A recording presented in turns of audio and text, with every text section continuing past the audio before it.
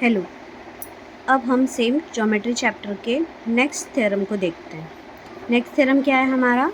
Property of three parallel lines and their transversal. Hindi में हो जाएगा तीन समांतर रेखाएं और उनकी तिर्यक रेखाओं का गुणधर्म। ठीक है, हमारा थ्योरम देख लेते हैं। The ratio of the intercept made on a transversal by the three parallel lines is equal to the ratio of corresponding intercept made on any other transversal by the same parallel line। Hindi में भी देख लेते हैं।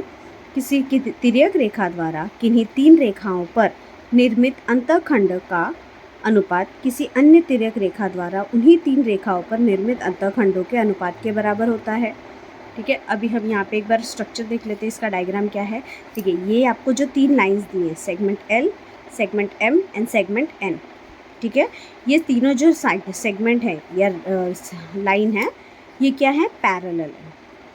और यहाँ जो हमारे दो T1 और T2 है, ये उनकी क्या है? ट्रांसवर्सल्स है, तिर्यक रेखा है। ठीक है, तो हमें प्रूफ करना है कि इफ़ थ्री पैरेलल लाइन्स है और अगर उनकी कोई ट्रांसवर्सल फॉर्म होती हैं एक से ज़्यादा, तो ये जो आपस में एक दूसरे के साथ जो रेशो फॉर्म करेंगी, ये रेशो क्या होगा? सेम होगा। It means A B upon B C which will be equals to P Q upon Q R. A B बटे बी सी जो कि बराबर होगा किसके? पी क्यू बटे क्यू आर के। ठीक है, ये दिखने के लिए हार्ड है बट ये सबसे ईजी थ्योरम है जो आप बहुत ईजीली अप्लाई कर सकते हो। देखो यहाँ पे हम सबसे पहले गिवन देख लेते क्या है। Line L is parallel to line M, line L is parallel to line M and line M is parallel to N। मतलब तीनों ही लाइंस एक दूसरे को क्या है? पैरेलल है। Now T1 and T2 are the transversal. T1 और T2 क्या है एक दूसरे को? ये सब क्या है? दोनों तिर्यक रेखाएं हैं, ट्रांसवर्सल्स है। नाउ तिर्यक रेखा T1, transversal T1 intersects the line in point ABC।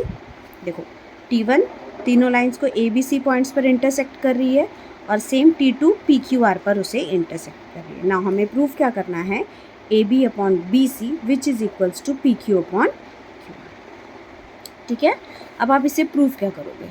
लग रहा होगा बहुत टफ है, बट नहीं, कुछ भी टफ नहीं है। आपने सबसे इम्पॉर्टेंट, हमने इस चैप्टर का सबसे इम्पॉर्टेंट थ्योरम सबसे क्लियर किया हुआ है, वो है बेसिक प्रोपोर्शनैलिटी थ्योरम, समानुपात का मूलभूत प्रमेय। अब बस आप इसमें वही अप्लाई करोगे। देखो कैसे अप्लाई करोगे। देखो सबसे पहले मैं बताती हूँ, एक बेसिक रफ आइडिया दे रही हूँ, फिर इन्हें हम स्टेप बाय स्टेप फिर से उसे सॉल्व करेंगे। इस ट्रायंगल को देखो, सबसे पहले सिर्फ इतने ट्रायंगल को जब आप इस ट्रायंगल को देखते हो तो हमारे पास ऑलरेडी गिवन में है कि ये इसको पैरेलल है, करेक्ट है। तो जब ये इसको पैरेलल है तो मैं यहाँ कुछ भी झंझट नहीं लूँगी, डायरेक्टली आप बेसिक प्रोपोर्शनैलिटी थ्योरम अप्लाई करोगे which will be equals to ये अपॉन ये एंड ये अपॉन ये। ठीक है, फिर सेम सेकंड हम इस ट्रायंगल में भी सेम अप्लाई करेंगे। इस ट्रायंगल को ऐसे देखेंगे। ठीक है, जब इस ट्रायंगल को आप ऐसे देखोगे तो यहाँ पे भी सेम अप्लाई करेंगे बेसिक प्रोपोर्शनैलिटी थ्योरम, मतलब ये अपॉन ये विच इज़ इक्वल्स टू ये अपॉन ये। और जब ये अपॉन में आ जाएगा तो ये तो इक्वल पार्ट है, तो आप इसे कैंसिलेशंस देकर या ट्रांजिटिविटी अप्लाई करके डायरेक्टली इक्वल्स बता सकते हैं।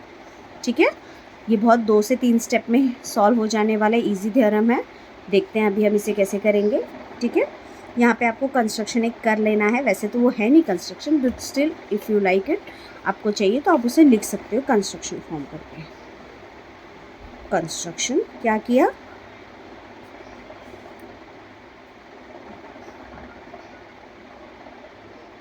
ट्रांसवर्सल PD और PC। PC is constructed. तिर्यक रेखा PC खींची, बस इतना ही लिख दो, छोड़ दो। ये नहीं भी लिखा तो चलेगा, ये एक्सटर्नल है, बट स्टिल आप लिखोगे कैसा, एक आदत पड़ी रहेगी तो आपको एग्ज़ाम्स में इजी हो जाएगा। ये चीज़ें याद रहती है, जब हम कोई चीज़ें लिख कर पढ़ते हैं तो उसे याद रहती है। तो आप एक बार लिख लो, that will be okay. Now हम प्रूफ स्टार्ट करेंगे। ठीक है, प्रूफ स्टार्ट करने के लिए सबसे पहले हम क्या करेंगे? एक ट्रायंगल उठाएंगे, कोई भी एक ट्रायंगल। तो मैं क्या उठा रही हूँ? ये ट्रायंगल ACP।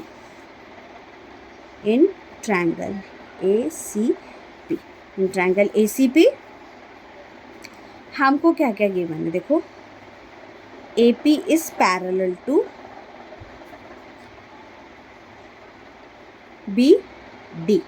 अब बी डी लिखो, चाहिए तो यहाँ पे ऐसा लिख दो B D Q.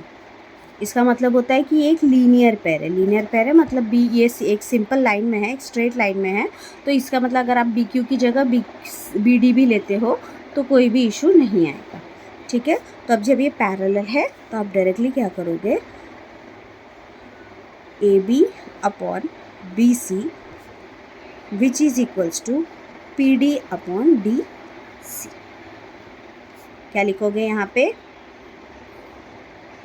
Basic proportionality theorem. Hindi में हो जाएगा समानुपात का मूलभूत प्रमेय। बस इतना ही अप्लाई करना है आपको। यहाँ पे लिख दिया आपने, इसको नंबर 1 डाल देना, बस हो गया। अब सेम इस ट्रायंगल में आते हैं हम। ठीक है, इन ट्रायंगल देखो यहाँ पे हमने यहाँ से स्टार्ट किया तो ये ट्रायंगल भी हम यहाँ से स्टार्ट करेंगे। In triangle R P C, in triangle R P C. ठीक है, अब इसमें भी same D Q is parallel to C R, D Q is parallel to C are.